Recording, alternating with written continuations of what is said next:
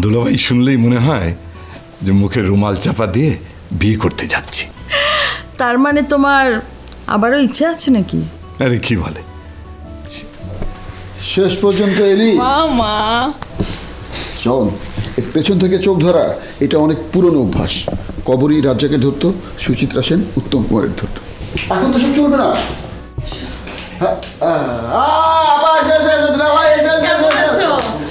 তোমরা কেমন আছো? ভালো।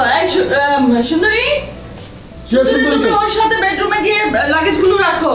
সুন্দরীকে আমাদের সাথে এসেছে। যাই, তুমি ভাই আমাকে একটু চিমটি কাটো তো। কেন চিমটি কাটু কেন? আরে ভাই আমি রিকোয়েস্ট করছি, একটা চিমটি কাটো না, খুব জরুরি দরকার। দুলা ভাই আপনি মুরব্বী মানুষ, কারণ না জেনে আপনাকে চিমটি কাটা যাবে না। আপনাকে চিমটি কেটে আমি কি দোষে যাবো নাকি? আমি দেখতে চেয়েছিলাম যে আমি ঘুমিয়ে আছি না জেগে আছি না মরে গেছি। আপনি 100 ভাগ জেগে আছেন। বসেন আপা, বসুন। বস।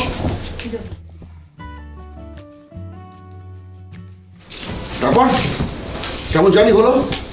থাকি তো ঢাকা শহরে, প্লাস্টিকের গাছপালা, কংক্রিটের বাগান। মাঝে মধ্যে এরকম যখন স্বর্গোদ্যানের মধ্যে চলে আসি তখন কিন্তু খুব টেনশন হয়, মনে হয় মরে টরে গেলাম নাকি।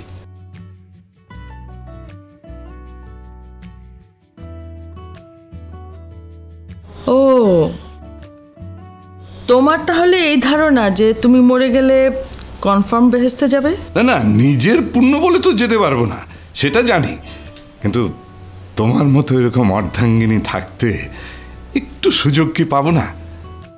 মনে করো আমার মতো পাপি তাপিকে তুমি সঙ্গে না নিয়ে স্বর্গোদ্যানে যেতে পারবে? হ্যাঁ, তোমাকে অনেক দিন ধরে অনেক কষ্টে সহ্য করছি, আরও না হয় কয়েকটা বছর করলাম, তাই বলে মরণের পরেও করতে হবে এটা কিন্তু আমার বেশি ভালো লাগছে না। এখানে দাম্পত্য কলহ একদম নিষেধ। ওরে বাবারে, ভয় পেয়ে গেলাম। আচ্ছা ঠিক আছে, সব আলাপ আলোচনা ঝগড়াঝাটি পরে হবে, আগে সবাই ফ্রেশ হয়ে নিই, খাওয়া দাওয়া করে নিই। তাই না দুলা ভাই? এই দুলাভাই টুলাভাই বলো না তো, একেবারে বুড়ো হয়ে গেছে নাকি? দুলাভাই শুনলেই মনে হয় যে মুখে রুমাল চাপা দিয়ে বিয়ে করতে যাচ্ছি। তার মানে তোমার আবারও ইচ্ছে আছে নাকি?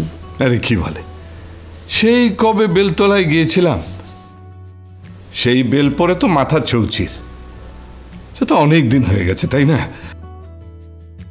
আরেকবার গিয়ে দেখা দরকার না যে বেলের স্বাদ ন্যাড়ার কপালে ঠিকঠাক জুটে যায় কিনা। আরে ঝগড়া তো থামছে না, ঝগড়াটা থামান। চলেন ফ্রেশ হয়ে নিই সবাই।